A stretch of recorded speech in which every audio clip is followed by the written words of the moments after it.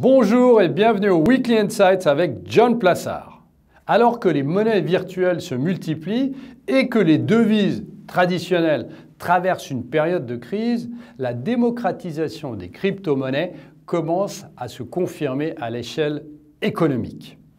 Les prochaines années pourraient marquer une intensification de la diffusion des crypto-monnaies observée ces dernières années. Dès lors, la diffusion de cette nouvelle forme de monnaie dans le quotidien pourrait entraîner des réactions économiques et financières particulièrement intéressantes. En 2018, le nombre d'utilisateurs de crypto-monnaies était estimé à 35 millions dans le monde. Aujourd'hui, d'après une étude de l'université de Cambridge, il y aurait plus de 100 millions de détenteurs de crypto-devises dans le monde en 2020, soit une augmentation de plus de 290%. Ces chiffres se retrouvent dans la capitalisation des principales crypto-monnaies.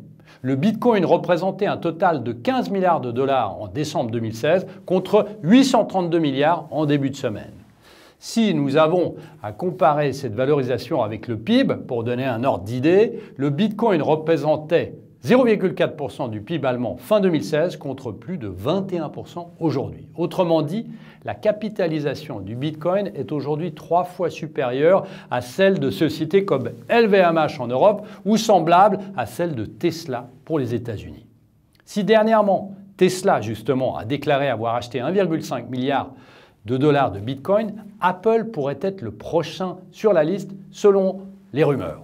Moins de 2 semaines après que le PDG de Visa ait déclaré qu'il était en mesure de rendre les crypto-monnaies plus sûres, utiles et applicables et qu'il pourrait les ajouter au réseau de paiement de la société, Mastercard, un autre géant, a exposé en détail pourquoi elle prévoit également de commencer à soutenir certaines crypto-monnaies directement sur son réseau.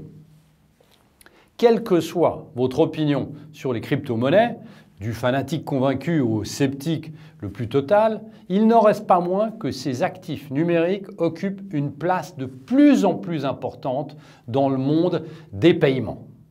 Nous voyons également les utilisateurs profiter de plus en plus des cartes cryptographiques pour accéder à ces actifs et les convertir en devises traditionnelles pour leurs dépenses. Si les banques centrales ne se prononcent pas réellement sur le sujet, elles étudient la faisabilité d'une version numérique de leur devise. Alors, pensez-vous qu'un jour on paiera notre baguette de pain en Bitcoin plutôt qu'en euros? La réponse pourrait arriver plus tôt que vous ne le pensez. Passez une très bonne semaine et surtout, n'hésitez pas à lire mon morning.